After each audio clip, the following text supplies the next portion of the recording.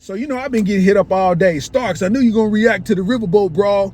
And I'm like, yo, obviously you don't watch the Aerial Roller Coaster podcast, because if you did, you would know that I reacted to that yesterday. But my ego's not in the way. I will react just for you, goddamn. So I want to say August 5th is officially a black holiday. That is a big win for our culture. We are Barbie the fuck Q-ing every August 5th. You understand what I'm saying? I don't need nobody white to feel like I'm making this a race issue. This is a black people sticking together thing. You know what I'm saying? We got to rejoice at how well we stuck together at a time like this. See, I feel like those people who owned that pontoon boat, they was dead wrong. Cuz shouldn't have hit him. His back looked like baloney. That man, all them people came out there with their shirts off looking like they was 92% pork, ugly ass. Listen to what I'm telling you. That man came and tried to hit the security guard, and then the other guy kept trying to come in with a flying knee. Now, the mistake is they was thinking the man's was a hoe. He threw that hat up in the air. They didn't know what that meant. That hat went up to the high heavens and landed on the head of one of our ancestors, T.I. style, goddamn.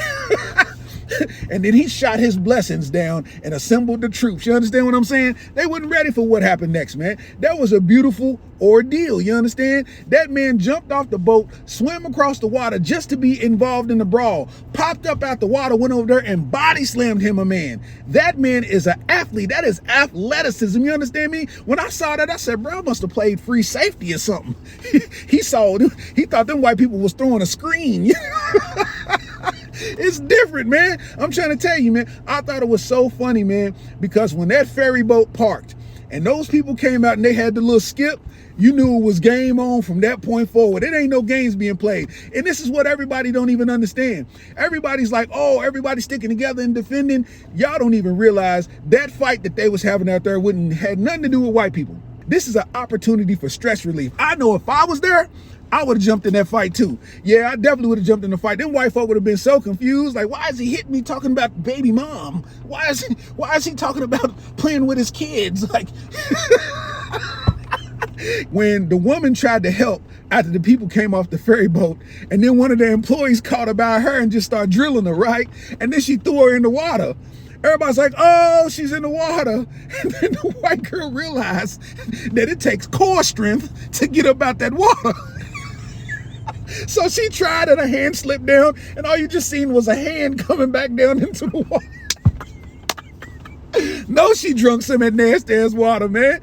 I was cracking up, man. That was a beautiful sight to see. Everybody getting busy, everybody sticking together. And then we just got to talk about that the legendary moment of my man's coming through with the WWE chair.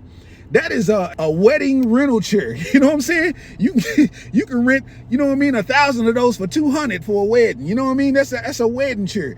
He must have been, he must have went cosmetology school or something, because he came through with that chair and combed all them white folks' heads.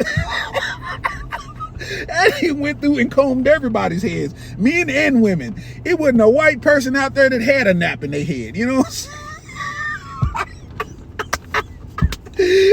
Mang.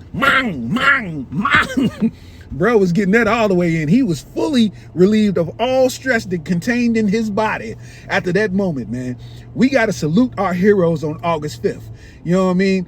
And I think the best part about all of it, right, is how they was over there fighting and brawling. That white people heard was floating through the air. So black people, we ain't used to that. So I'm sure they was over there. They thought they was fighting in a spider web. Hey, salute to all my Montgomery, Alabama folks, man, that held it down, you know what I'm saying, and stuck together, man. I think as a community, we need to do that more.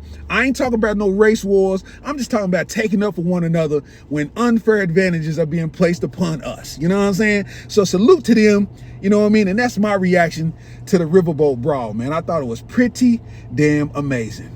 Even though no titties popped out in this whole fight. Like, usually with a fight and women being out there, a titty would pop out at least, but I guess.